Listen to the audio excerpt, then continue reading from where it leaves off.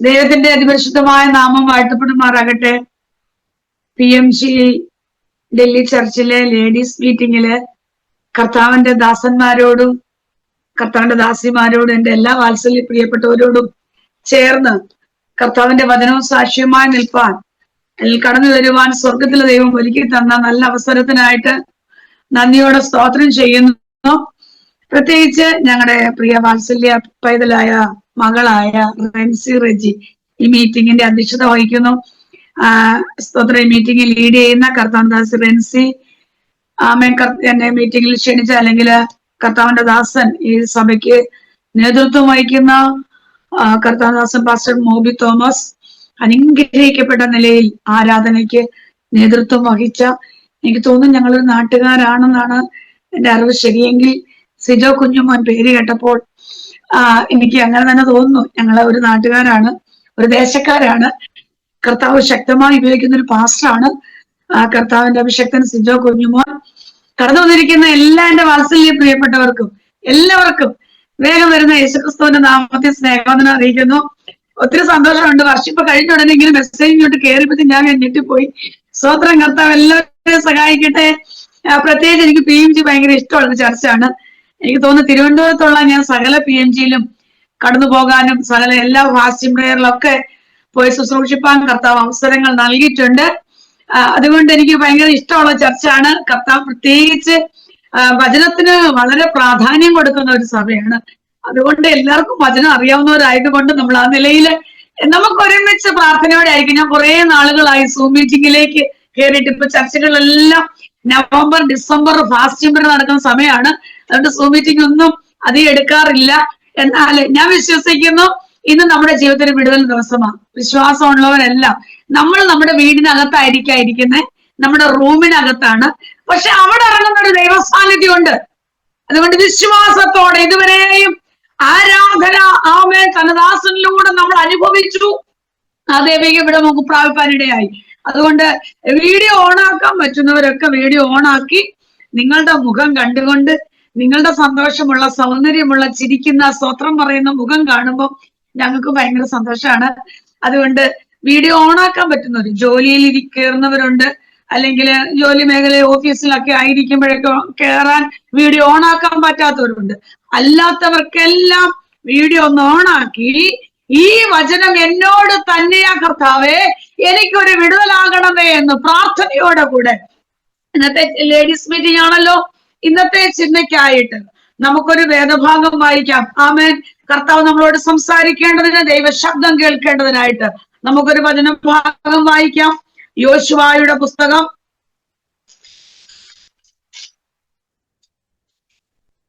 15-ാം അധ്യായത്തിന്റെ സ്തോത്രം അതിന്റെ 18ഉം 19ഉം വാക്യങ്ങളൊന്ന് വായിക്കാം.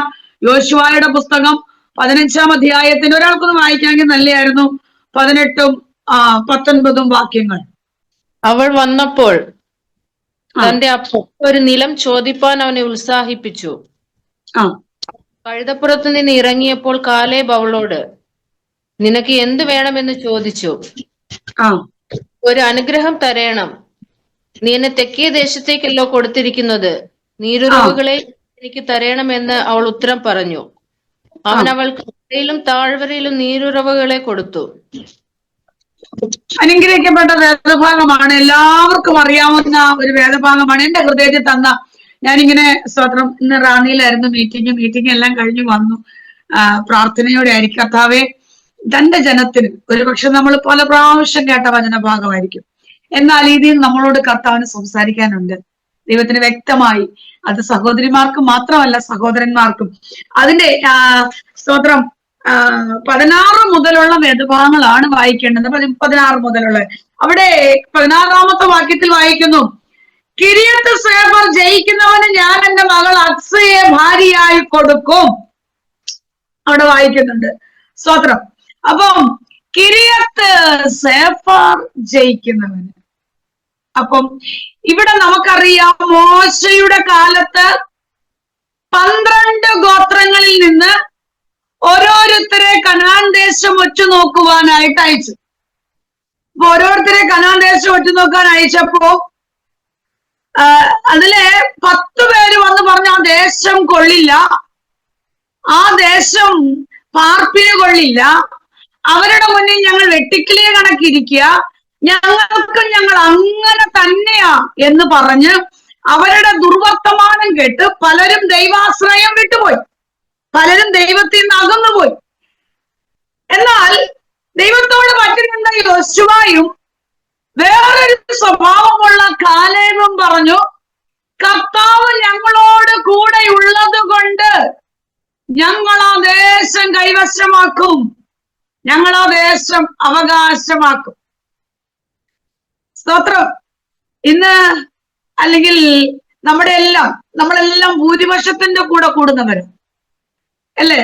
സ്തോത്രം. പക്ഷെ നീതിയോടെ നിൽക്കുന്ന ചുരുക്കം പേരെ ഉള്ളെങ്കിലും വിശ്വസ്തയോടെ നമ്മൾ കർത്താവിന്റെ നാമത്തിന് വേണ്ടി നിന്നാൽ, ദുർവർത്തമാനം പറയുന്നവരുടെ കൂട്ടത്തിൽ കൂടിയാൽ നമുക്ക് വേണ്ടുന്ന നന്മകൾ അടയപ്പെടും. അതുകൊണ്ട് നീതിയോടെ നിൽക്കുന്നവരോടൊപ്പം നിന്നാൽ, രണ്ടുപേരുള്ളൂ.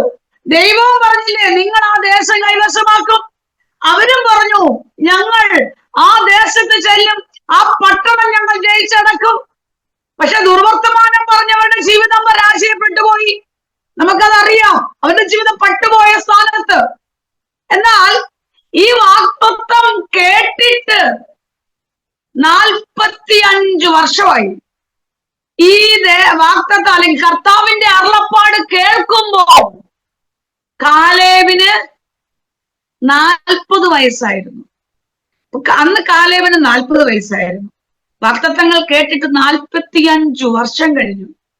40ഉം 45ഉം 85 വയസ്സായി കാലേബിന്. പക്ഷേ പട്ടണങ്ങളൊക്കെ ജയിച്ചടക്കിയെങ്കിലും കിര്യത്തർബ എന്ന് പറഞ്ഞ പട്ടണം ജയിച്ചടക്കിയിട്ടില്ല ഈ സമയം വരെ. ആ ഒരു ഗ്രാമം ഇന്ന് വരെ ജയിച്ചടക്കാൻ കഴിഞ്ഞില്ല. പക്ഷേ കാലേബ് പറയുക, എനിക്ക് പണ്ടത്തെ പോലെ ആരോഗ്യമുണ്ട്, പടവെട്ടാനും യുദ്ധം ചെയ്യാനും പോകുവാനും വരുവാനും അനാക്യമല്ലന്മാരെ ജയിപ്പാനും എനിക്ക് പണ്ടത്തെ പോലെ ആരോഗ്യമുണ്ട്.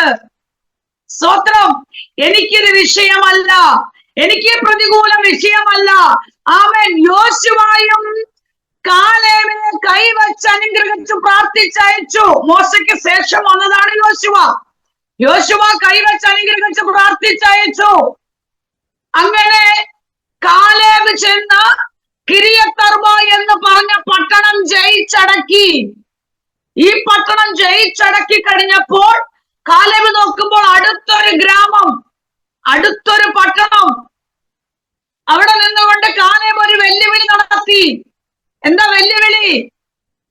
ഈ കിര്യത്ത് സേഫർ എന്നൊരു പട്ടണമാണ് കാലേബ് കാണുന്നത്. പറയാ, ഈ കിര്യത്ത് സേഫർ പട്ടണം ജയിച്ചടക്കുന്നു.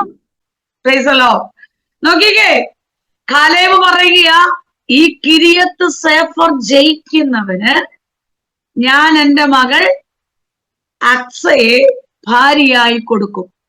എല്ലാവരും വെല്ലുവിളി കേട്ടു, എല്ലാവരും കേട്ടു. പക്ഷെ ആരെങ്കിലും മുന്നിട്ടിറങ്ങിയോ? നമ്മളൊക്കെ എല്ലാ ദിവസവും ദൂതുകൾ കേൾക്കും, വചനം കേൾക്കും, പ്രവചനം കേൾക്കും, വാഗ്ദത്തങ്ങൾ കേൾക്കും.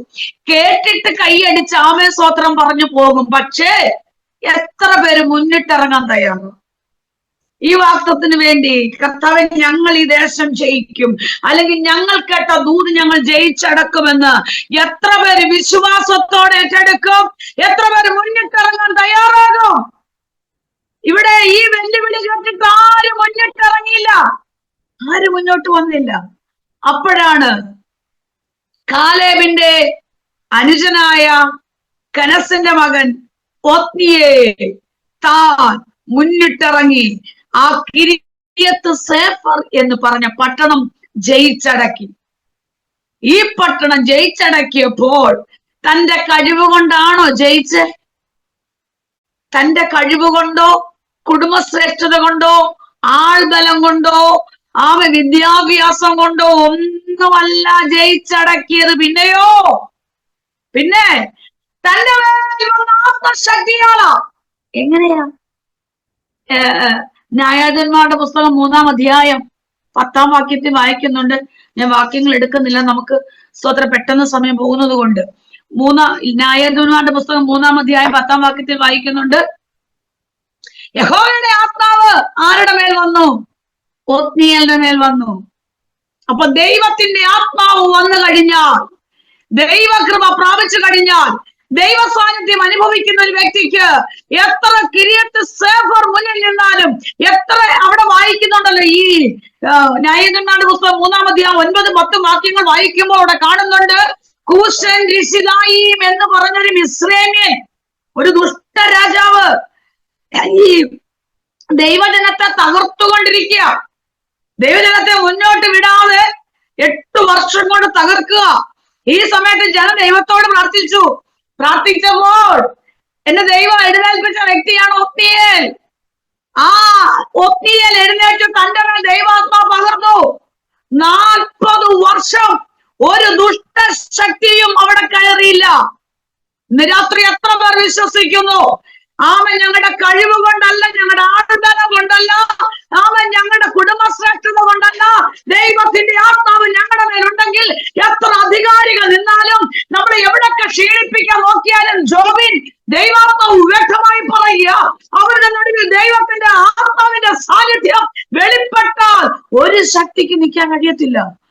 വിശ്വാസത്തോടെ പറയും, എവിടൊക്കെ നമ്മൾ ഒതുക്കാൻ നോക്കിയാലും, ഏതൊക്കെ മേഖല എത്ര ഉന്നതന്മാരുണ്ടെങ്കിലും, കർത്താവിന്റെ കൃപയുണ്ടെങ്കിൽ, അല്ലേ മക്കളെ ജിജി, അത് മാത്രം മതി. ആമേ, എന്റെ ബ്രദർ, എന്റെ ആങ്ങളെ ഉണ്ടിനകത്ത്, ആമേ, ജസ്സി മാത്തു അച്ഛനുണ്ട്. ഒത്തിരി സന്തോഷം, ഞാൻ ഇപ്പോഴാ കണ്ടേ. ഒത്തിരി കർത്താവ് അനുഗ്രഹിക്കട്ടെ. Price the Lord, hallelujah. നമുക്ക് എന്ത് പറയാം, ഒത്തിരി ഇങ്ങനെ കാണാൻ, ഞാൻ ഫോണിലൂടെയാണ് മീറ്റിംഗിൽ ഇരിക്കുന്നത്, അതുകൊണ്ട് എനിക്ക് എല്ലാരെയും കാണാൻ പറ്റത്തില്ല. പക്ഷെ എനിക്ക് ഒത്തിരി സന്തോഷമുണ്ട്. ഞങ്ങളുടെ സഹോദരങ്ങളൊക്കെ കർത്താവിനെ അറിയാൻ ഞങ്ങൾക്ക് കിട്ടിയ ഭാഗ്യം ഏറ്റവും വലുതാണ്. ഞങ്ങളുടെ ജീവിതത്തിലെ ഏറ്റവും വലിയ അനുഗ്രഹമാണത്. Praise the Lord, hallelujah. കർത്താവ് സഹായിക്കട്ടെ.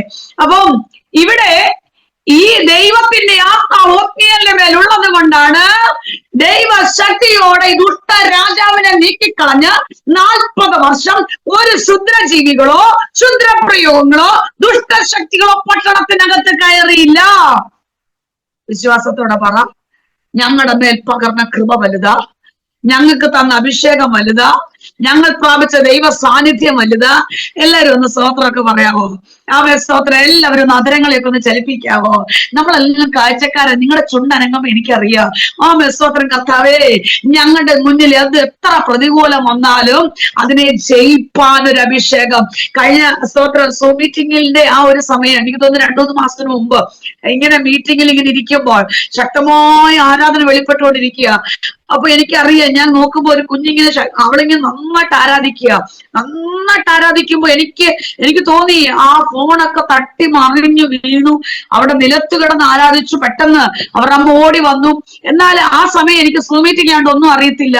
എന്നാൽ എന്നെ പിന്നത്തേതിൽ വിളിച്ചിട്ട് എന്നോട് പറഞ്ഞു, സിസ്റ്റർ, ആ മീറ്റിംഗിന്റെ ഇടയില് മക്കളെ, നമ്മൾ ഇരിക്കുന്ന റൂമിനകത്ത് ദൈവ സാന്നിധ്യം ഇറങ്ങും. ആമേൻ. അവര് പറഞ്ഞു, 1 വർഷമായി കുഞ്ഞു സ്കൂളിൽ പോകാതെ മാനസികമായി തകർന്ന് എന്തോ ഭയം കൊണ്ട് റൂമിനകത്ത് ഒറ്റപ്പെട്ടിരിക്കുക. അങ്ങനെ ഇരിക്കുമ്പോഴാണ് ആത്മസാന്നിധ്യം കുഞ്ഞിന്റെ മേൽ വ്യാപരിക്കാൻ തുടങ്ങി. അവളിലുള്ള ദുർഭൂതത്തെ വിട്ടുപോകുവാൻ സ്തോത്ര, അവൾ വ്യാപരിച്ച അന്ധകാര ശക്തികൾ വിട്ടുപോയി. അടുത്ത ദിവസം തൊട്ട് സ്കൂളിൽ പോയി തുടങ്ങി. അങ്ങനെയെങ്കിൽ വിശ്വസിക്കും മക്കളെ, നമ്മൾ ഇരിക്കുന്ന റൂമിനകത്ത് വചനത്തിന്റെ ശക്തി വലുതാ. വചനം അയച്ച് വിടുവിക്കണമേ എന്ന് പ്രാർത്ഥിക്കുന്നത് വെറുതെയല്ല. ആ ശക്തി നമ്മുടെ മേൽ പകരം. ആ കൃപ എനിക്ക് വേണോ അപ്പ? എനിക്ക് അഭിഷേകം വേണം കർത്താവേ. ആ ദൈവ സാന്നിധ്യം എനിക്ക് വേണം കർത്താവേ. ആ ശക്തി എനിക്ക് പ്രാപിക്കണം. ഞങ്ങൾ ആരും കാഴ്ചക്കാരല്ല കർത്താവേ. ഇത് എത്ര പേര് ആമേ പറഞ്ഞേറ്റെടുക്കും? ഹല്ലേലൂയ, സ്തോത്രം. സൈന്യത്താലല്ല, ശക്തിയാലല്ല, ദൈവത്തിന്റെ ആത്മാവിനാൽ. സെരുബ്ബാബേലിന്റെ മുൻപിലുള്ള മഹാപർവ്വതമേ, നീയാ സ്തോത്രം അതിനെ സമഭൂമിയാക്കി മാറ്റും. അങ്ങനെയെങ്കിൽ വത്സാറോയി, വിശ്വസിക്കാവോ? കർത്താവ് വ്യക്തമായി പറയാമോ? തന്ന കൃപ എവിടാ? തന്ന അഭിഷേകം എവിടാ? ആ ശക്തി ഒന്ന് പ്രാപിച്ചെടുക്കാമോ? ആ കൃപയൊന്ന് ഏറ്റെടുക്കാമോ? ദൈവത്തോട് ദിവസങ്ങളിൽ ചോദിച്ചുകൊണ്ടിരിക്കുകയല്ലേ, എനിക്ക് ആ കൃപ വേണോ അപ്പ, എനിക്ക് ആ ശക്തി വേണം, വേറെ ഒന്നും വേണ്ട. ആ കൃപ ഏറ്റെടുക്കാമ. ഇവിടെ കർത്താവ് വ്യക്തമായി പറഞ്ഞു, ഇന്ന് രാത്രിയിൽ ആ റൂമിനകത്ത് ദൈവസാന്നിധ്യം വെളിപ്പെടാൻ പോവുക. പൂർണ്ണമായി ഏറ്റെടുക്ക, ആ ശക്തി പ്രാപിച്ചെടുക്ക. ജുഡമല ചില ചോദ്യചിഹ്നങ്ങളെ പൊട്ടിക്കാൻ പോവുക. ഇന്നലകളിൽ ചില ചോദ്യചിഹ്നങ്ങൾ യേശുവിന്റെ നാമത്തിൽ ഉടമല റിവരപരമ അതരങ്ങളെ ചലിപ്പിച്ചുകൊണ്ട് ശക്തിയോടെ യേശുവിന്റെ നാമത്തിൽ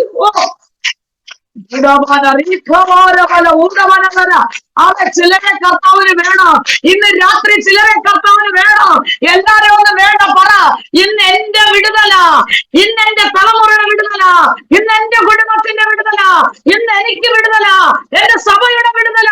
വിശ്വാസത്തോടെ പറ. നാളുകളെ ഞാൻ അനുഭവിക്കുന്നത് വേദനകൾ ലോകത്തോട് പറയാൻ പറ്റില്ല, മനുഷ്യരോട് പറയാൻ പറ്റില്ല, രക്തബന്ധുക്കളോട് പറയാൻ പറ്റില്ല. പക്ഷെ കർത്താവ് നിനക്ക് വേണ്ടി ഇറങ്ങി വരുന്ന ദൈവത്തിന്റെ സാന്നിധ്യമോ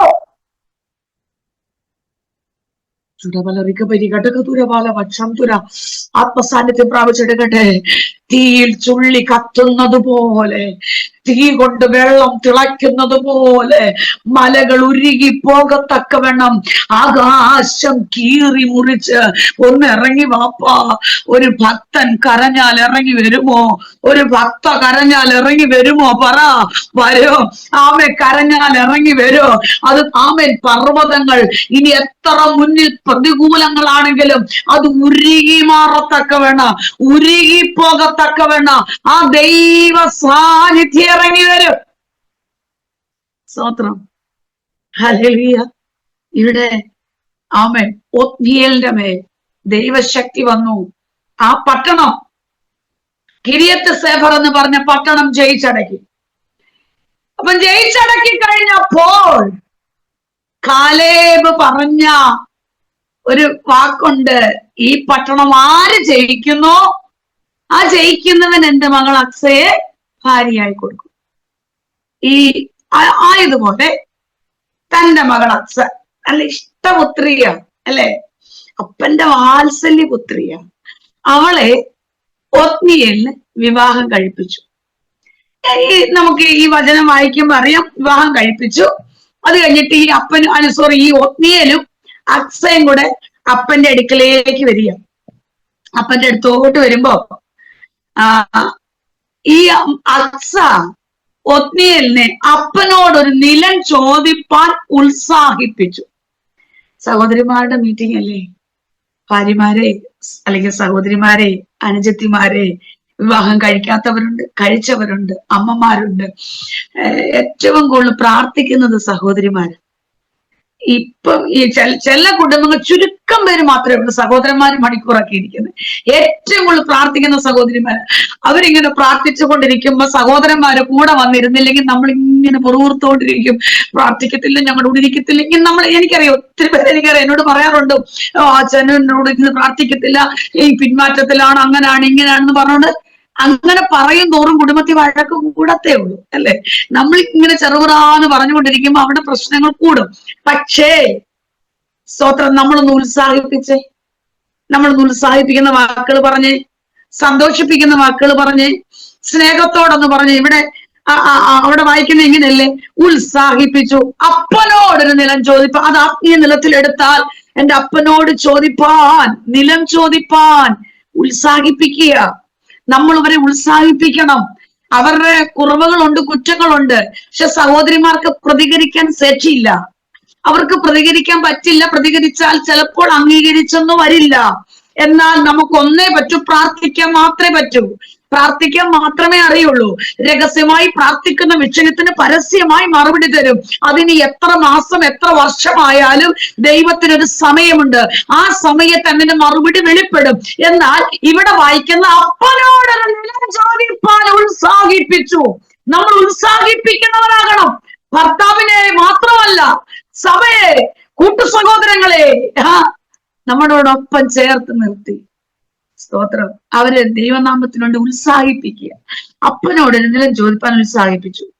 എന്നിട്ട് അവൾ കഴുതപ്പുറത്ത് നിന്ന് ഇറങ്ങിയപ്പോൾ, കഴുതപ്പുറത്ത് നിന്ന് ഇറങ്ങി വാഹന മൃഗത്തിൽ നിന്ന് അവൾ താഴെ ഇറങ്ങി അപ്പനെ കണ്ട ഉടനെ താഴ്മ, അതൊരു ഭയങ്കര കേട്ടോ.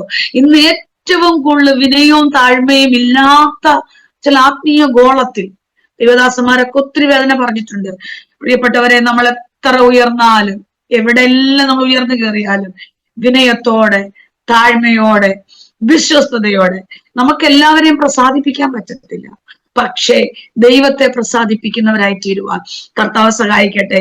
അതല്ലേ അബീഗയിൽ ദാവീദിനെ കണ്ടയുടനെ അവൾ വാഹനമൃഗത്തിൽ നിന്ന് താഴെ ഇറങ്ങി ഭർത്താവിന് വേണ്ടിയിട്ട് അവൾ പോകുന്നത്.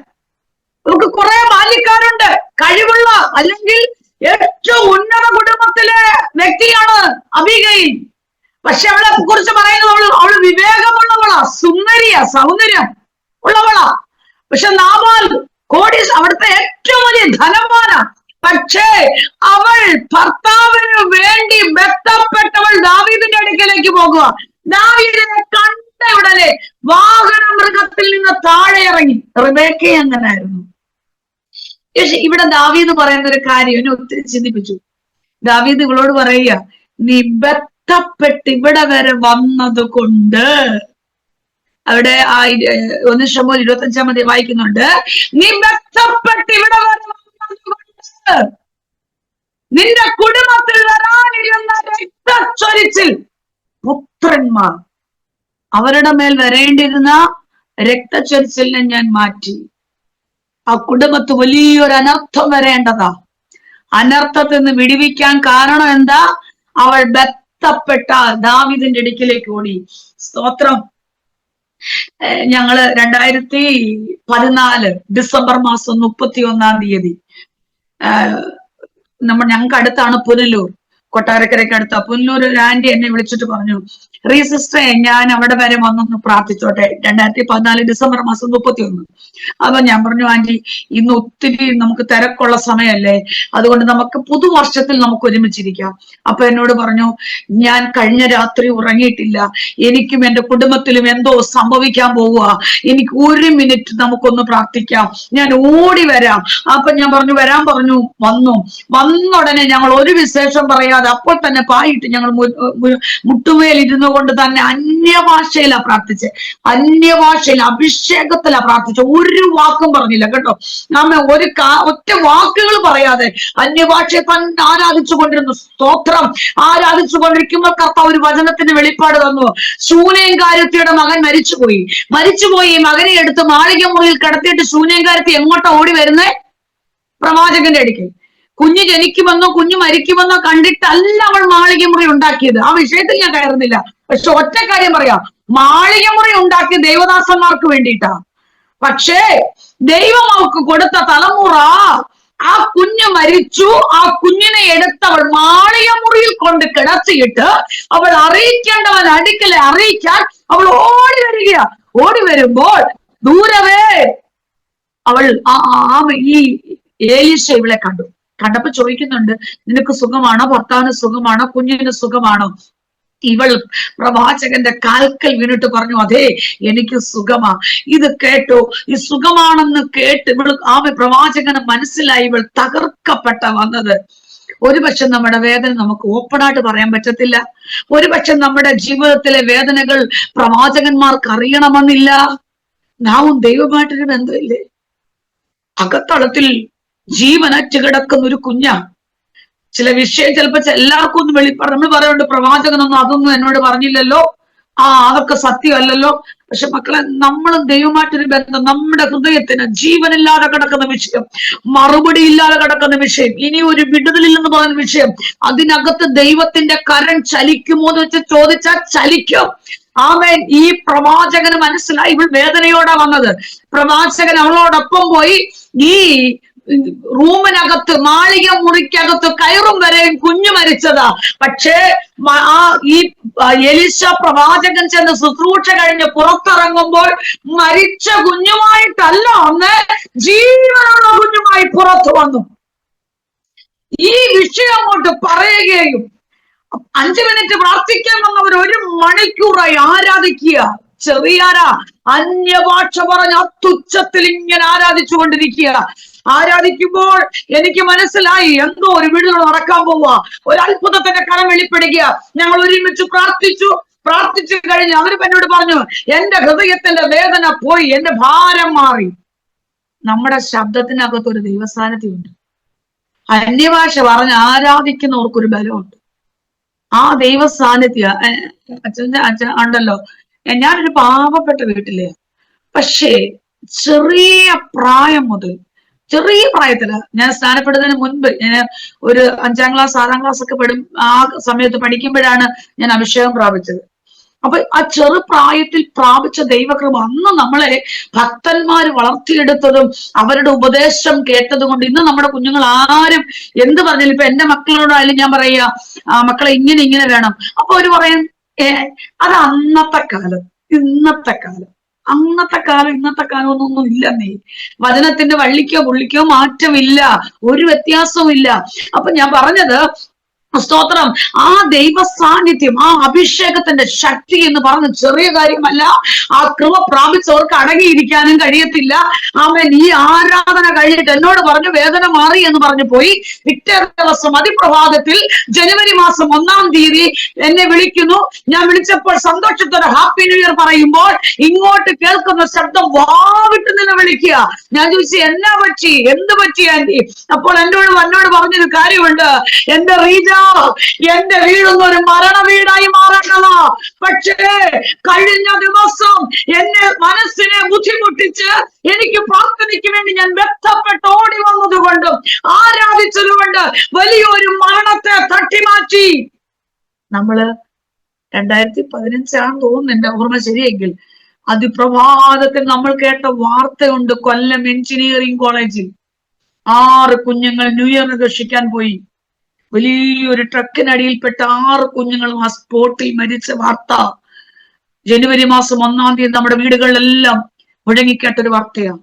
ആ വാഹനത്തിനകത്ത്, ഈ കുഞ്ഞും കൊല്ലം എഞ്ചിനീയറിംഗ് കോളേജിൽ പഠിക്കുന്ന കുഞ്ഞാ, ആ വാഹനത്തിൽ, കൂട്ടുകാരന്റെ പുതിയ വാഹനമാ, ആ വാഹനത്തിൽ ഈ മകനും കയറി. ഇവൻ കയറി ആ ഫ്രണ്ടിൽ ഇരിക്കുന്നവന്റെ മടിയില ഇവൻ ഇരിക്കുന്നേ. ഇവൻ ഇരുന്ന് കഴിഞ്ഞപ്പോൾ ഇവന്റെ മനസ്സിന് വല്ലാത്തൊരു ബുദ്ധിമുട്ട്, എന്തോ ഒരു ബുദ്ധിമുട്ട് തോന്നിയിട്ട് ഇവൻ കൂട്ടുകാരോട് പറഞ്ഞു, ഞാൻ വരുന്നില്ല, ഞാൻ റൂമിൽ പോയി കിടക്കുക. കൂട്ടുകാര് പറഞ്ഞു, പുതിയ വാഹനമല്ലേ, ന്യൂ ഇയർ ആഘോഷിക്കാൻ പോവല്ലേ, അതുകൊണ്ട് നമുക്ക് ഒരുമിച്ച് പോകാം. പക്ഷെ കഴിഞ്ഞ ദിവസം ഒരു അമ്മയുടെ കണ്ണുനീര് എന്നെ കേൾക്കുന്നതിന്റെ വാത്സല്യ പ്രിയപ്പെട്ടവരെ, നാളത്തെ ദിവസം നമുക്കുള്ളതല്ല, ഇന്നലകൾ കഴിഞ്ഞു പോയി. ഇന്നത്തെ ദിവസം നമ്മുടെ ദിവസം, ഇന്നത്തെ ദിവസമാ. ഈ ഒരു രാത്രിയിൽ എത്ര പേർ തീരുമാനമെടുക്കുക, വ്യക്തപ്പെടുവാൻ, ഓടുവാൻ, ഇരിക്കുവാൻ, ഉപസിപ്പാൻ, കരയാൻ കിട്ടുന്ന സമയം വിലപ്പെട്ടതോ? യെസ്, സ്വത്രം. ഈ മകൻ ആ വാഹനത്തിൽ നിന്ന് താഴെ ഇറങ്ങി, എന്നിട്ട് അവന്റെ റൂമിൽ പോയി കിടന്നു.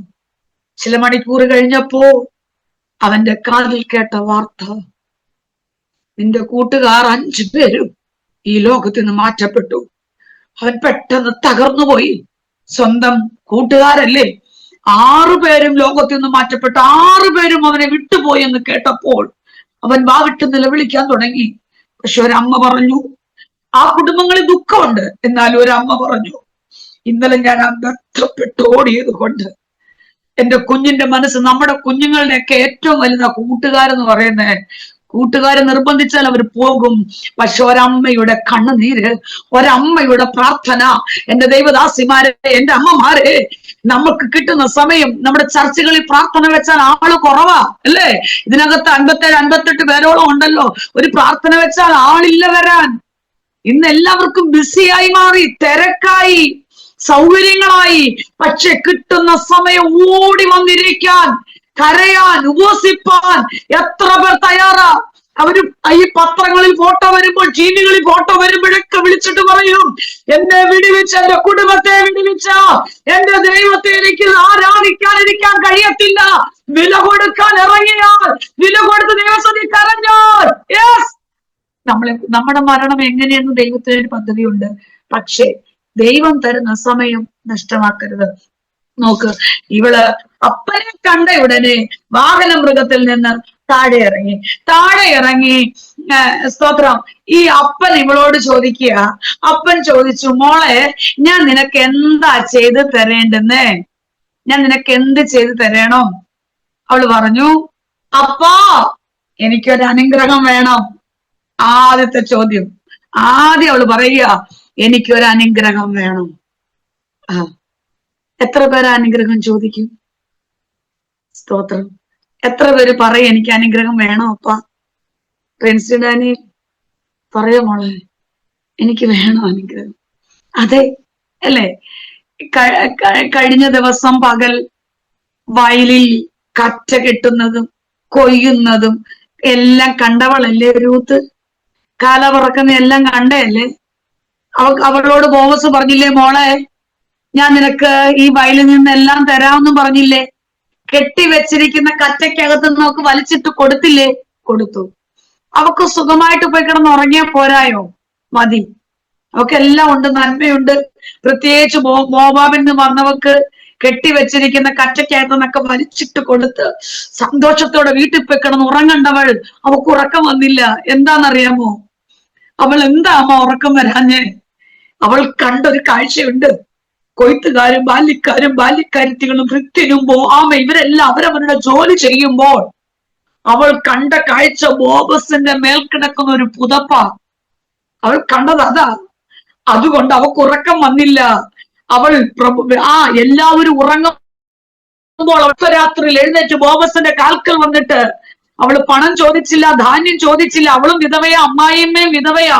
അവൾ ധനം ചോദിച്ചില്ല, അവൾ ഒന്നും ചോദിച്ചില്ല. അവൾ ഒന്നേ ചോദിച്ചുള്ളൂ, നിന്റെ മേൽ കിടക്കുന്ന പുതപ്പടിയന്റെ മേൽ നീ എന്റെ വീണ്ടെടുപ്പുകാരനാ. എത്ര പേര് ആ പുതപ്പ് ചോദിക്കും? എത്ര പേര് അഭിഷേകം ചോദിക്കും? എത്ര പേര് ദൈവകൃപ ചോദിക്കും? അപ്പ എനിക്ക് അഭിഷേകത്തിന്റെ പുതപ്പ് വേണം, എനിക്ക് ആ ദർശനത്തിന്റെ പുതപ്പ് വേണം, എനിക്ക് ആ വെളിപ്പാടിന്റെ പുതപ്പ് വേണം, എനിക്ക് ആ ദൈവകൃപയുടെ പുതപ്പ് വേണം.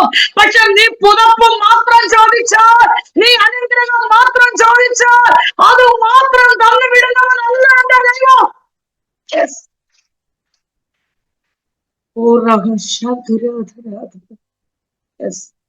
നിറച്ചു തന്നു വിടും. അവള് മോവാബിൽ ജനിച്ചു വളർന്നവളാ.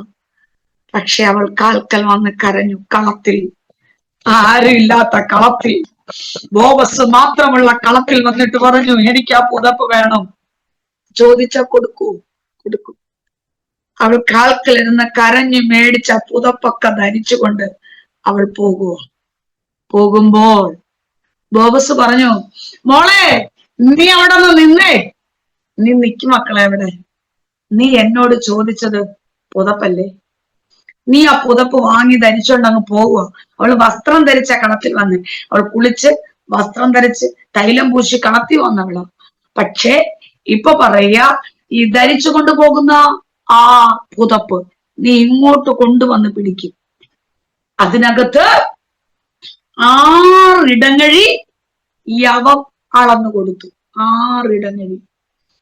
ഇന്ന് രാത്രിയിൽ എത്ര പേര് ആ കൃപ ചോദിക്കും, ആ അഭിഷേകം ചോദിക്കും, ആ ദർശനത്തിന്റെ പുതപ്പ് ചോദിക്കും? ഇപ്പൊ ചോദിക്കാമെങ്കിൽ കർത്താവ് പറയുക, നിന്റെ കുടുംബത്തിന്റെ ശൂന്യത അറിയുന്ന, നിന്റെ തലമുറയുടെ വിഷയം അറിയുന്ന, നിന്റെ ഭവനത്തിന്റെ അവസ്ഥകൾ അറിയുന്ന, നിന്നെ അറിയുന്ന എന്റെ ദൈവം നിറച്ചു വിടുന്ന ഒരു കർത്താവാ. അതുകൊണ്ട് ചോദിച്ചു തുടങ്ങാമോ, എനിക്ക് ആ പുതപ്പ് വേണം, എനിക്ക് ആ കൃപ വേണം, എനിക്ക് ആ ദർശനം വേണം, എനിക്ക് ആ വെളിപ്പാട് വേണം. ആമേൻ. അത് ചോദിക്കുക. അത് ചോദിച്ചാൽ വെറുതെ വിടത്തില്ല ബിൻസി, വിടത്തില്ല മക്കളെ. ആമേൻ. ആ കൃപ ചോദിച്ചു വാങ്ങണം. ആ ദൈവ കൃപ ചോദിച്ചാൽ ഹല്ലേലൂയ, ഒരു യോഗ്യതയില്ലാത്തവൾക്ക് നിറച്ചു കൊടുത്തു വിട്ടത്. പിന്നത്തേതിൽ അളന്ന് മേടിക്കുന്നവൾ അല്ലായിരുന്നു, പിന്നത്തേതിൽ അളന്ന് കൊടുക്കുന്നവളാ. ഒന്നും ചോദിക്കണ്ട, ദൈവകൃപ ചോദിക്കുക, ദൈവം നിറയ്ക്കും. ഇവൾ ചോദിച്ചു, അപ്പാ എനിക്കൊരു അനുഗ്രഹം വേണം. 2, നീ എന്നെ തെക്കേ ദേശത്തേക്കല്ലോ അയച്ചത്. നീ എന്നെ തെക്കേ ദേശത്തല്ലേ അയച്ചത്? തെക്കേ ദേശം എന്ന് പറയുന്നത് ഇവർ പാർക്കുന്ന തെക്ക് ഭാഗമാകാം. തെക്കേ ദേശത്തിന്റെ പ്രത്യേകത നമുക്കറിയാം. വിശുദ്ധ വേദ പുസ്തകത്തിൽ ഉണ്ട്. യെശയ്യാവിന്റെ പുസ്തകം 30-ാം അധ്യായം 6-ാം വാക്യത്തിൽ വായിക്കുന്നുണ്ട്. യെശയ്യാവ് 30-6. അവിടെ വായിക്കുന്നത് ഇങ്ങനെയാണ്. സ്തോത്രം. തെക്കേ ദേശത്തിലെ മൃഗങ്ങളെ കുറിച്ചുള്ള പ്രവാചകം, സിംഹി, കേസരി, അണലി, പറക്കുന്ന അഗ്നിസർപ്പം, അവിടെ വായിക്കുന്നു, കഷ്ടവും ക്ലേശവും ഉള്ള ദേശത്തു കൂടി എന്ന് വെച്ചാൽ അവിടെ ആ ദേശം കൊള്ളില്ല, നല്ല ദേശമല്ല. സിംഹിയുണ്ട്, കേസരിയുണ്ട്, അഗ്നിസർപ്പമുണ്ട്, കഷ്ടമുണ്ട്, വേദനയുണ്ട്, ശോധനയുള്ള ദേശമാണ്.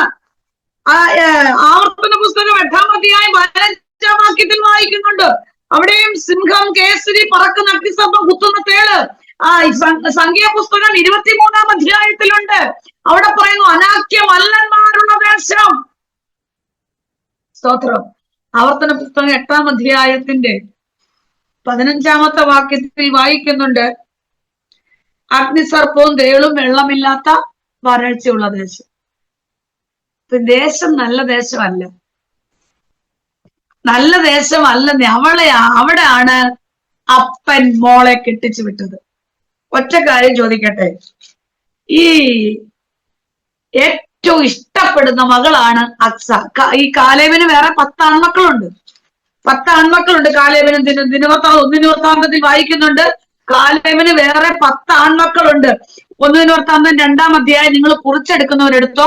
1 ദിനവൃത്താന്തം 2-ാം അധ്യായത്തിന്റെ 42-ാമത്തെ വാക്യം, 46-ാം വാക്യം, 49-ാം വാക്യം, 4-ാം അധ്യായത്തിന്റെ 15-ാം വാക്യം. ഇവിടെ 10 ആൺമക്കൾ. ഏറ്റവും ലാസ്റ്റ് അക്സ മകളുണ്ട്. അപ്പം 10 ആൺമക്കൾക്ക് അല്ലെങ്കിൽ 10 അച്ചാച്ചന്മാർക്ക് ഒറ്റ പെങ്ങളെ ഉള്ളൂ അക്സ. അപ്പൊ അച്ചാച്ചന്മാരുടെ ഇഷ്ടപെങ്ങളാണ്, അപ്പന്റെ ഇഷ്ടപുത്രിയാണ്. ഒറ്റ മകളാകുമ്പോ അപ്പന്മാർക്ക് ഏറ്റവും കൂടുതൽ ഇഷ്ടം പെമ്മക്കളോട് പ്രത്യേക സ്നേഹം. അപ്പൊ അങ്ങനെ ഉണ്ടെങ്കിൽ എന്തുകൊണ്ടാണ് ഈ അപ്പൻ ഈ മകളെ ഈ ദേശത്തേക്ക് കെട്ടിച്ചു വിട്ടത്? എന്തുകൊണ്ടാ കെട്ടിച്ചു വിട്ടെ? വീട്ടുകാരെ നോക്കിയിട്ടാണോ? അവരുടെ വീട്ടിലെ ധനം നോക്കിയിട്ടാണോ? സമ്പത്ത് നോക്കിയിട്ടാണോ? കുടുംബശ്രേഷ്ഠ നോക്കിയിട്ടാണോ? അല്ല. പിന്നെ ആരെ നോക്കിയിട്ടാ അപ്പൻ കെട്ടിച്ചു വിട്ടെ? ആരെ നോക്കിയിട്ടാ? ചെറുക്കൻ ആരാ? ചെറുക്കൻ ജയിച്ചവനാ. എന്റെ സമയം ഓടിപ്പോകുക. ചെറുക്കൻ ജയിച്ചവനായതുകൊണ്ട് അപ്പൻ അറിയാം, എന്റെ മകൾ ജയിച്ചവന്റെ കൂടെ ആയതുകൊണ്ട് അവൾ ഒരിക്കലും പരാജയപ്പെടത്തില്ല. അവൾ ഒരിക്കലും തകർന്നു പോകത്തില്ല. ജയിച്ചവന്റെ കൂടെ നമുക്ക് പറയാൻ കഴിയുമോ? ഞങ്ങൾ ജയിച്ചവനായ ആത്മമണവാളനായ ക്രിസ്തുവിന്റെ കൂടെയോ. അതുകൊണ്ട് നമ്മൾ പരാജയപ്പെടത്തില്ല. ക്ഷുദ്രജീവികളുണ്ട്, പറക്കുന്ന അഗ്നിസർപ്പമുണ്ട്, കുത്തുന്ന തേളുണ്ട്, വെള്ളമില്ലാത്ത വരൾച്ചയുള്ള ദേശമാണ്, വിഷമുള്ള അണലിയുണ്ട്. ഈ ദേശത്താണ് മകളെ കെട്ടിച്ചു വിട്ടത്. പക്ഷേ ഏതൊക്കെ ശക്തി ഉണ്ടെങ്കിലും, ഏതൊക്കെ ക്ഷുദ്ര പ്രയോഗങ്ങൾ, ക്ഷുദ്ര ജീവികളുണ്ടെങ്കിലും എന്റെ തലമുറയെ തൊടത്തില്ലെന്ന് അപ്പനറിയോ.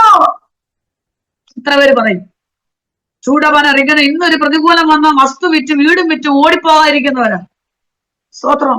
അവിടെ നിൽക്കണം, അവിടെ നിന്ന് ജയിക്കണം. Price the Lord. സ്തോത്രം. അതുകൊണ്ട് അവളെ കെട്ടിച്ചു വിട്ടത് ജയിച്ചവന്റെ കൂടെയാ. ഇന്ന് രാത്രി എത്ര പേര് പറയും? സ്തോത്രം. എന്റെ ഭാഗം, എന്റെ സ്വതന്ത്രം സാക്ഷ്യങ്ങളെല്ലാം മാധ്യമങ്ങൾ ഇഷ്ടം പോലെ ഉണ്ട്. എന്റെ 18-ാമത്തെ വയസ്സിൽ എന്റെ വിവാഹം കഴിഞ്ഞു. ഞാൻ അച്ചമുച്ചാന്റെ കൂടെ ഡൽഹിയിലുണ്ടായിരുന്നു കുറച്ച് നാള്. അതിനുശേഷം ഒരു കാല് വയ്യാത്ത ആളെന്നൊന്നും പറഞ്ഞല്ല എന്നെ വിവാഹത്തിന് വേണ്ടി അമ്മ ക്ഷണിച്ചു. എന്നാൽ ഞാൻ എന്റെ 15-ാമത്തെ വയസ്സിൽ കണ്ടൊരു ദർശനമാണ്. ഞാൻ പ്രാർത്ഥിച്ചുകൊണ്ട് എന്റെ പ്രാർത്ഥനാ മുറിയിലിരിക്കുമ്പോൾ ഞാൻ കണ്ടൊരു ദർശനമാണ്. ഒരു അംഗവൈകല്യമുള്ള വ്യക്തി. പക്ഷെ ഞാൻ ആ വിഷയമൊക്കെ അങ്ങ് മറന്നുപോയി, കണ്ട സ്വപ്നം മറന്നു. എന്റെ 18-ാമത്തെ വയസ്സിൽ എനിക്കൊരു വിവാഹാലോചന വന്നു. എന്നോടൊന്നും പറഞ്ഞില്ല, എന്നോട് ഇത്രേ പറഞ്ഞോളൂ, ഇടുക്കിയിൽ IPC സഭയിലെ പാസ്റ്ററാണ്, കൊട്ടാരക്കര IPC ബേർഷെബ സഭയിലെ മെമ്പറാണ്. ഇത്രയും കേട്ടപ്പോ എനിക്ക് സന്തോഷം തോന്നി. വരുന്ന ദൈവദാസന്മാരെല്ലാം എന്നോട് ആലോചന പറയുന്നത്, കർത്താവിന്റെ വേലയ്ക്കുള്ളതാണ്, കർത്താവിന്റെ വേലയ്ക്കുള്ളതാണ്. എവിടെ ചെന്നാലും എവിടെ നിന്നാലും ദൈവവേലയ്ക്കുള്ളതാണെന്നാണ് എല്ലാരും പറയുന്നത്. അപ്പൊ ഇതെന്റെ കാതുകളിൽ കേട്ടത് കൊണ്ടും ഞാൻ വിചാരിച്ചു ഇത് തന്നെയാണ്.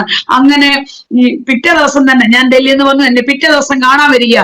കാണാൻ വന്ന സമയത്ത് ഞാനിങ്ങനെ ചായ കൊണ്ട് ചെല്ലുമ്പോഴാണ് കൂടെ വന്ന പാസ്റ്റർ എന്നോട് പറഞ്ഞു, മോളെ ഇതാണ് പയ്യൻ. ഞാൻ നോക്കിയപ്പോൾ അംഗവൈകല്യമുള്ള വ്യക്തിയാ. സ്തോത്രം. പക്ഷെ ദൈവത്തിന്റെ ആത്മാവ് എന്നോട് പറഞ്ഞു, നീ 15-ാമത്തെ വയസ്സിൽ കണ്ട സ്വപ്നമായത്, അന്ന് കണ്ട ദർശനമാ. ഞാൻ ഈ വാക്തത്വം ഏറ്റെടുത്തു. കൂടെ വന്ന ദൈവദാസന്മാരുടെ മുന്നിൽ വെച്ച് ഞാൻ പറഞ്ഞു, എനിക്ക് സമ്മതമാ. എന്റെ അച്ഛൻ എന്നോട് 3 ക്വസ്റ്റ്യൻ ചോദിച്ചു. ഒന്ന് ചോദിച്ചത്, ഞാൻ അംഗവൈകല്യമുള്ള വ്യക്തി എന്നെ സ്വീകരിക്കാമോ? ഞാൻ പറഞ്ഞു സ്വീകരിക്കാം. 2, ഹൈറേഞ്ചിലാ സഭ, കുന്നും മലയും കയറാൻ തയ്യാറാണോ? ഞാൻ ഒന്ന് നോക്കി, കാല് വയ്യാത്ത ആൾക്ക് കയറാമെങ്കിൽ എനിക്ക് കയറിക്കൂടായോ? ഞാൻ പറഞ്ഞു ഞാൻ റെഡിയാ. 3, പട്ടിണി കിടക്കാൻ തയ്യാറാണോ? ഞാൻ പറഞ്ഞു പട്ടിണി കിടക്കാനും തയ്യാറാ. അങ്ങനെ എനിക്ക് ഒരു കാര്യം മനസ്സിലായി, എന്നെ കാണാൻ വന്ന ചെറുക്കൻ കർത്താവിൽ ജയിച്ചവനാ. അതുകൊണ്ട് എന്റെ ജീവിതകാലം ഒരിക്കലും ഞാൻ പരാജയപ്പെടത്തില്ല. സ്തോത്രം. ഇന്ന് എല്ലാരും എന്താ ചോദിക്കുന്നേ? എല്ലാരും ഞങ്ങളുടെയൊക്കെ ചെറുപ്പത്തിൽ ചോദിക്കുന്ന മാനസാന്തരപ്പെട്ട് രക്ഷിക്കപ്പെട്ട ഡേറ്റ്, സ്നാനപ്പെട്ട ഡേറ്റ്, അഭിഷേകം പ്രാപിച്ച ഡേറ്റ് ചോദിക്കും. അഭിഷേകം പ്രാപിച്ചാണോ എന്ന് ചോദിക്കും. ഇന്ന് ഏത് രാജ്യത്താണ്, ഏത് കുടുംബത്തിൽ ജനിച്ചാണ്, എവിടാണ്? എല്ലാവർക്കും വലിയ വലിയ രാജ്യങ്ങളിലേക്ക് പോയാൽ മതി. പക്ഷേ സ്തോത്രം, ഒറ്റക്കാര്യം പറയാം, ഏറ്റവും കൂടുതൽ കുടുംബ ബന്ധങ്ങൾ പിരിഞ്ഞുകൊണ്ടിരിക്കുന്ന ഒരു കാലമായത്. അതുകൊണ്ട് പ്രിയ അമ്മമാരെ, നമ്മൾ പ്രാർത്ഥിക്കേണ്ട ഒറ്റ വിഷയമുണ്ട്. എത്ര പ്രതികൂലം വന്നാലും അഭിഷേകമുള്ളൊരു തലപ്പാമേൻ ഒരു മകന്റെ കൂടെ മകളുടെ കൂടെ വിട്ടാൽ അവരുടെ ജീവിതം ഒരിക്കലും പരാജയപ്പെടത്തില്ല. സ്തോത്രം. അങ്ങനെ തന്റെ ദാസനോടൊപ്പം അപ്പൊ എല്ലാരും എന്നോട് പറഞ്ഞു, നിന്റെ കുടുംബം തകരും, 6 മാസം തയ്ക്കത്തില്ല, ജീവിതം തകരും, നിനക്ക് ജനിക്കുന്ന കുഞ്ഞുങ്ങൾ അംഗവൈകല്യമുള്ളവരാകും, ജീവിതം പരാജയപ്പെട്ടു പോകും, എല്ലാവരും ഒറ്റപ്പെടുത്തി, എല്ലാവരും മാറ്റി നിർത്തി, എന്തുകൊണ്ട് ഇങ്ങനെ കെട്ടിച്ചു വിട്ടു? പക്ഷേ അത് ഞാൻ ശുശ്രൂഷ മേഖലകളിലൊക്കെ ഒതുങ്ങിയിരുന്ന്, സമാചാരത്തിലൊക്കെ ഒതുങ്ങിയിരിക്കുമ്പോഴും ഓരോ മീറ്റിങ്ങിലേക്ക് എന്റെ പേര് പറഞ്ഞ് കൈ പിടിച്ചുയർത്തുന്ന എന്റെ അച്ഛനാ. ഏത് സഭ, ഞങ്ങൾ ഒത്തിരി സഭകളിൽ ഇരുന്നു. 3 വർഷം മാറി ചെറുതോണിൽ ഇരിക്കുമ്പോഴാണ് അച്ഛന്റെ കാലിന് ഒത്തിരി ബുദ്ധിമുട്ട് വന്ന് ഞങ്ങൾ നാട്ടിലേക്ക് വന്നത്. ഞങ്ങളുടെ വിവാഹം കഴിഞ്ഞിട്ട് 28 വർഷം കഴിഞ്ഞു. ഞങ്ങളോടൊപ്പം നിൽക്കുന്ന കർത്താവ് കുഞ്ഞുങ്ങളെ തന്നു. മൂത്ത മകന്റെ വിവാഹം കഴിഞ്ഞു. ആമേൻ. സ്വന്തം ഒറ്റക്കാര്യം ഞാൻ പറയാം മക്കളെ, ആരൊക്കെ ശാസിച്ചാലും, ആരൊക്കെ കളിയാക്കിയാലും, ആരൊക്കെ മാറ്റി നിർത്തിയാലോ, ആരൊക്കെ അപമാനിച്ചാലോ, ഒന്ന് പറ, ഞാൻ ജയിച്ചവന്റെ കൂടെ ആയതുകൊണ്ട് എന്റെ ജീവിതം ഒരിക്കലും ഞാൻ പരാജയപ്പെടത്തില്ല. യെസ്, ഒരിക്കലും ക്ഷീണിച്ചു പോകത്തില്ല. ഞങ്ങൾക്ക് അനുഗ്രഹിക്കപ്പെട്ടൊരു മോളെ തന്നു. എന്റെ മൂത്ത മോഹന്റെ വിവാഹം കഴിഞ്ഞു. റിൻസിയുടെ അനീതിയാണ് ജസ്റ്റ് മോൾ. ഞങ്ങൾക്ക് എല്ലാ മേഖലയിലും എന്നോടൊപ്പം നിൽക്കുന്ന ഒരു കുഞ്ഞിനെയാ എന്റെ കർത്താവ് എനിക്ക് തന്നത്. ഏത് വിഷയത്തിലും സ്തോത്രം. ഞാൻ എപ്പോഴും പ്രാർത്ഥിക്കാറുണ്ട്, കർത്താവേ ഹല്ലേലൂയ, ദൈവനാമത്തിന് വേണ്ടി നിൽക്കുന്ന തലമുറകള്, അമ്മമാരുടെ കണ്ണുനീരൊന്നും വെറുതെ അല്ല. സ്തോത്രം. ഞാൻ ഒറ്റ കാര്യം പറയാം.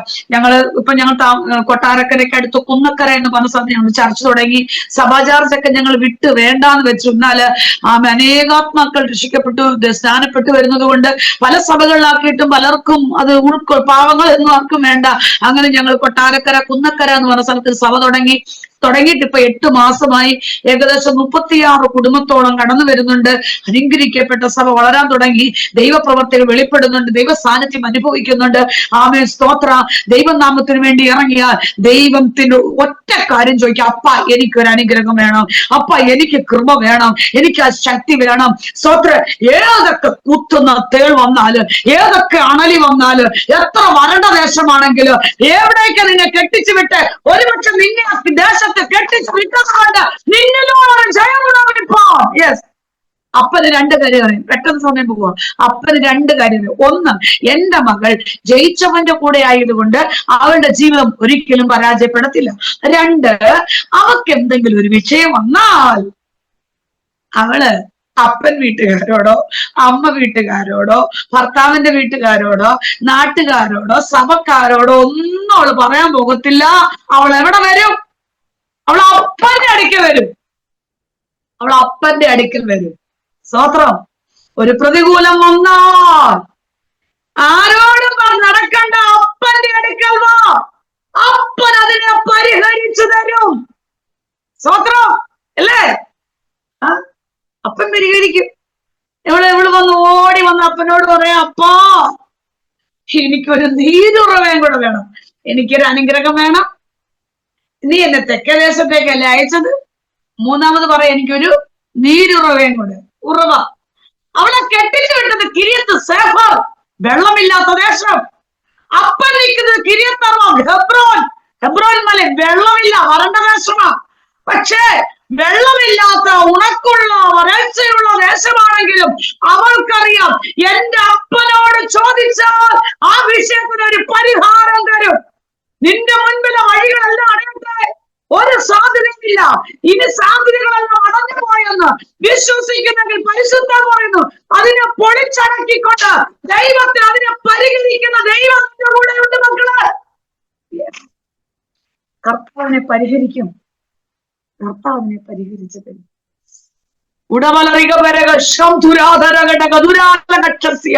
യേശുവിന്റെ നാമത്തിൽ പരിഹരിക്കുന്നവനാ.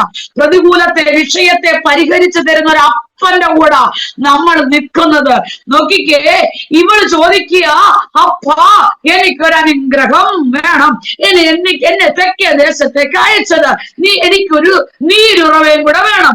നീരുറവയ്ക്കൊരു സാധ്യതയില്ല. എന്നാൽ ഇവൾക്കറിയാം എന്റെ അപ്പനൊരു ഉറവയുണ്ടെന്ന്. 10 അച്ചാച്ചന്മാർക്കും അറിയാത്തൊരറിവാണ് ഇവൾക്ക് അപ്പനെ കുറിച്ച്. ഒറ്റയ്ക്ക് രക്ഷിക്കപ്പെട്ടവരില്ലേ കുടുംബത്തിൽ നിന്ന്? അപ്പൊ എല്ലാരും കളിയാക്കിയില്ലേ? അല്ലെങ്കിൽ എല്ലാവരും രക്ഷിക്കപ്പെട്ടവരാണെങ്കിലും ചിലർക്കൊരു പ്രത്യേകതയില്ലേ, അപ്പനുമായിട്ട് ഭയങ്കര ബന്ധമുള്ളവരില്ലേ?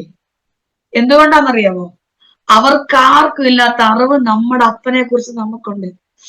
സ്തോത്ര. യേശുപ്പാ എന്നൊന്ന് കരയാം, അതിനെ പരിഹരിക്കുന്നവന്റെ അടുക്കൽ വന്ന് വീണ് കിടന്ന് കരയാം. അതാ നോക്കിക്കേ, ഈ അച്ചാച്ചന്മാർക്ക് അറിയാത്തൊരറിവ് ഇവൾക്ക് ഇവളുടെ അപ്പനെ കുറിച്ചുണ്ട്.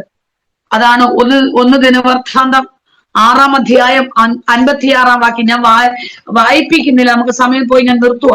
1 ദിനവൃത്താന്തം 6-ാം അധ്യായം 56-ാം വാക്യത്തിൽ അവിടെ വായിക്കുന്നുണ്ട്, ഈ ദേശം, ഓരോ ദേശം ഓരോ ഗോത്രത്തിന് വിവാഹിച്ചു കൊടുക്കാൻ പറഞ്ഞു. ഓരോ ഗോത്രത്തിന് വിവാഹിച്ചു കൊടുക്കാൻ പറഞ്ഞിട്ട് പറഞ്ഞു, ലേവി ഗോത്രത്തിന് മാത്രം വീട് വെക്കാനുള്ള സ്ഥലം കൊടുത്താൽ മതി. സ്തോത്രമുണ്ട്. 6:56. എന്നാൽ പട്ടണത്തിന്റെ വയലുകളും അതിനോട് ചേർന്ന ഗ്രാമവും യെഫുന്നെയുടെ മകനായ കാലേബിന് കൊടുത്തു. അപ്പൊ എന്തോന്നറിയാവോ, ഈ ലേവി ഗോത്രത്തിന് വീട് വെക്കാനുള്ള സ്ഥലം കൊടുത്താൽ മതി, വയല് കൊടുക്കണ്ട, ബാക്കി എല്ലാവർക്കും ദേശം വാങ്ങിച്ചു കൊടുത്തു. അപ്പൊ ലേവി ഗോത്രത്തിന് വീട് വെക്കാനുള്ള സ്ഥലം കൊടുത്തിട്ട് ബാക്കി കുറെ വയലുകൾ, ഉറവകൾ അല്ലെങ്കിൽ കൃഷിഭൂമി അധികം വന്നു. ഇത് ആർക്ക് കൊടുക്കും? ഒരു ചോദ്യചിഹ്നം. അപ്പൊ പറഞ്ഞു, ഇതാർക്ക് കൊടുക്കുമെന്ന് ചോദിച്ചപ്പോൾ യഹോവയായ ദൈവം പറഞ്ഞു, യെഫുന്നെയുടെ മകനായ കാലേബിന് കൊടുക്കണം, എന്റെ ദാസനായ കാലേബിന് കൃഷിഭൂമി കൊടുക്കണം. ഇത് ആർക്കറിയാം? ഇത് അക്സയ്ക്കറിയാം. എന്റെ അപ്പനൊരു കൃഷിഭൂമി ഉണ്ടെന്ന് അക്സയ്ക്കറിയാം. അതുകൊണ്ട് ധൈര്യത്തോടെ ചെന്ന് പറഞ്ഞു, അപ്പാ എനിക്കൊരു ഉറവ വേണം. ഇന്ന് രാത്രിയിൽ നീ ഉറവ ചോദിച്ചാൽ താഴ്വരയിൽ മാത്രമല്ല തരുന്നേ, താഴ്വരയിലെ ഉറവ വറ്റിപ്പോകാൻ സാധ്യതയുണ്ട്, അല്ലേ? കരീത്തുള്ള വെള്ളം വറ്റും, കാക്കയുടെ വരവും നിൽക്കും, എന്നാൽ ഉയരത്തിലെ ശക്തി നിന്നു പോകത്തില്ല. അപ്പൻ അവൾക്ക് കൊടുത്തത് മലയിലും താഴ്വരയിലും ഉറവകളെ തുറന്നു കൊടുത്തു. ഇന്ന് രാത്രിയിൽ വിശ്വസിക്ക്, എവിടൊക്കെ നിന്റെ ഉറവകൾ അടഞ്ഞിരിക്കുന്നു, പക്ഷെ എന്റെ അപ്പന്റെ അടുക്കിലേക്ക് വാ. അപ്പൻ നമുക്ക് വേണ്ടി ഉറവകളെ തുറക്കും. ഉത്സവത്തിന്റെ ഒടുക്കത്തെ നാളിൽ യേശു വിളിച്ചു പറഞ്ഞു, ഞാൻ ജീവജലത്തിന്റെ ഉറവയുണ്ട്, എന്നിൽ നിന്ന് കുടിക്കുന്നവൻ ഒരു നാളും ദാഹിക്കുകയില്ല. അങ്ങനെയെങ്കിൽ ഇന്ന് രാത്രി നമ്മൾ ഒരുമിച്ച് നേട്ടെടുത്തേ, നമുക്ക് ഒരുമിച്ച് എല്ലാവരും അധരങ്ങളെയൊക്കെ ഒന്ന് ചലിപ്പിച്ച് ആമേൻ സ്തോത്രം. കരമടിക്കാൻ സ്വാതന്ത്ര്യമുള്ളവരൊന്ന് കരമടിച്ച് ആ അധരങ്ങളെ ചലിപ്പിച്ച്, കർത്താവേ ആമേ, ഈ ആമേൻ. വചനം എന്റെ ജീവിതത്തിൽ വിടുതലാകണം. ഒരുപക്ഷെ ഓരോരുത്തർക്കും ഓരോ വാക്കായിരിക്കാം. പരിശുദ്ധാത്മ പറയുന്നു, എല്ലാവരും കരങ്ങളെ അടിച്ചുകൊണ്ട് അതരങ്ങളെ ചലിപ്പിച്ചുകൊണ്ട് അന്യഭാഷ പ്രാപിച്ചവർ അന്യഭാഷയില് പറ, അപ്പ എനിക്ക് അനുഗ്രഹം വേണം, എനിക്ക് കൃപ വേണം. ചൂടമാണ് റികവര ഘടകന ആ ദൈവ സാന്നിധ്യം ഇറങ്ങി വരട്ടെ.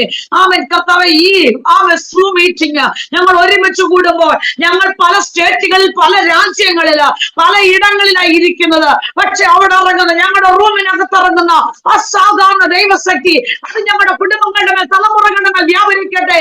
ആ സാന്നിധ്യം പ്രാപിക്കട്ടെ. അടച്ചു വെച്ച ഉറവകളെ തുറക്കുന്ന നല്ല അപ്പൻ ഞങ്ങളുടെ കൂടെയുണ്ട്. ഉടമൽ അനുഗ്രഹം വേണോ അപ്പ, അഭിഷേകത്തിന്റെ കൃപ വേണോ, ശക്തി വേണോ, ഓ പുതു ശുശ്രൂഷ വേണം. പച്ചപ്പുഴു തിന്നുന്നത്, വീട്ടിൽ തിന്നുന്നത്, തുള്ളൻ തിന്ന് സാക്ഷിപ്പിച്ചത്, മടക്കി തരുന്ന ദൈവ സാന്നിധ്യം, ശത്രു അപകരിച്ചു കൊണ്ടുപോയത്. ഓ ദീപലക ശബ്ദന വിശ്വാസത്തോടെ കരങ്ങളെ അടിച്ചുകൊണ്ട് പറ, ശത്രു അപഹരിച്ചു കൊണ്ടുപോയത് മടക്കി തരാൻ പോവുക, നഷ്ടമായി പോയത് മടക്കി തരാൻ പോവുക. സുധാജോയി ഏറ്റെടുക്ക, ശക്തമായി ഏറ്റെടുക്ക. ഓ റിബലക ശബ്ദനെ ബേബി ജയ്ക്ക് ഏറ്റെടുത്തു. ധൈര്യമായിട്ട് ശക്തമായി പറയുന്നു, നഷ്ടമായി പോയത്, ശത്രു അപഹരിച്ചത്, ഉടമല റിഗനക ശബ്ദനെ മടക്കി തരുന്നൊരു ദൈവമുണ്ട്.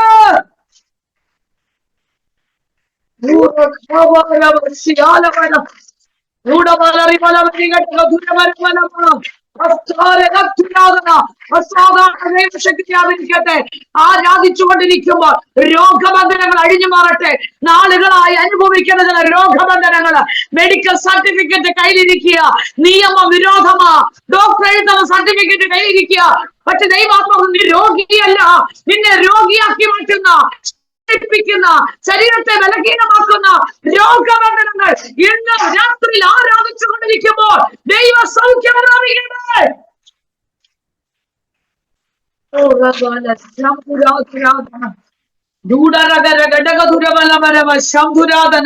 ആ ശക്തി പ്രാപിച്ചെടുക്കുക, ആ സാന്നിധ്യം പ്രാപിച്ചെടുക്കുക, ആ ദൈവ സാന്നിധ്യം അനുഭവിക്കട്ടെ. കർത്താവ് ആവേ അത്ഭുതങ്ങളുടെ ആരംഭം ആമെ പറഞ്ഞിട്ടുണ്ട്. അടയാളങ്ങളുടെ ആരംഭമെന്ന്, എന്നാൽ അടയാളങ്ങളുടെ അവസാനമെന്ന് പറഞ്ഞിട്ടില്ല. ഇന്നും കർത്താവ് അത്ഭുതം ചെയ്യുന്നു, ഇന്നും അത്ഭുതം പ്രവർത്തിക്കുന്നു. ജയിച്ചവനായ ക്രിസ്തുവിന്റെ കൂടെ ജീവിക്കുന്ന, നിനക്ക് വേണ്ടി പ്രവർത്തിക്കുന്ന രാത്രിയോ കർത്താവെ, ജനത്തെ നിന്റെ കരങ്ങളിൽ ഏൽപ്പിക്കുന്നു. കൃപയിൽ മറക്കണമേ കർത്താവെ. അഭിഷക്തൻ മോൾ പാസ്റ്റർക്കായി സ്തോത്രം ചെയ്യുന്നു. കർത്താവ് നിന്റെ കൃപയെ ശക്തമായി ഉപയോഗിക്കട്ടെ. ഉടമ തന്റെ ജനത്തെ ഏൽപ്പിക്കുന്നു. ഇന്ന് കർത്താവ് ഞങ്ങൾക്ക് പരസ്പരം ആരെ അറിയില്ല, പക്ഷെ ഞങ്ങളെ ഉള്ളതുപോലെ അറിയുന്ന ദൈവമേ, അങ്ങയുടെ കരം പ്രവർത്തിക്കണമേ. ജോലി മേഖലകളില് ശാരീരികമായ വിഷയത്തിന്റെ മേല്, തലമുറയുടെ വിഷയങ്ങളുടെ മേൽ ആ വേദന അനുഭവിക്കുന്നവർ ആരോട് തുറന്നു പറയാതെ തകർന്നിരിക്കുന്നവരുടെ ജീവിതത്തിന്മേൽ ദൈവ സാന്നിധ്യം ഇറങ്ങട്ടെ. ഒരു വിടുതലിന്റെ രാത്രിയായി മാറട്ടെ. ഇതൊരു ചടങ്ങല്ല, ഇതൊരു കടമയല്ല, ഇതൊരു പ്രോഗ്രാം അല്ല. ഓ റിക്കനക ശബ്ദനാഥന, ഇതൊരു ആത്മാ സാന്നിധ്യത്തെ അനുഭവിക്കുന്ന, ദൈവിക വിടുതൽ അനുഭവിക്കുന്ന ഒരു ദൈവിക കൂട്ടായ്മയാകയോ തന്റെ ജനത്തിന്റെ മേൽ ആ കൃപ പ്രാപിക്കട്ടെ. അപ്പാ, ഞങ്ങൾക്കൊരു അനുഗ്രഹം വേണം. കർത്താവിന്റെ വരവേറ്റം എടുത്തിരിക്കുക. ഞങ്ങൾ ഞങ്ങളുടെ ഭക്തിയെ തികച്ചുകൊണ്ട് വിശുദ്ധിയോടെ കർത്താവിനോട് നിൽപ്പാൻ സ്വർഗം സഹായിക്കണം. കർത്താവെ കൂടി കടന്നു വന്ന എല്ലാ ജനത്തെയും ഞങ്ങൾ അനുഗ്രഹിച്ച് പ്രാർത്ഥിക്കുന്നു. മഹത്വം വെളിപ്പെടും, കൃപയിൽ സൂക്ഷിക്കും. പ്രാർത്ഥന കേട്ടതിനായ സ്തോത്രം. യേശു ക്രിസ്തുവിൻ നാമത്തിൽ തന്നെ. ആമേൻ.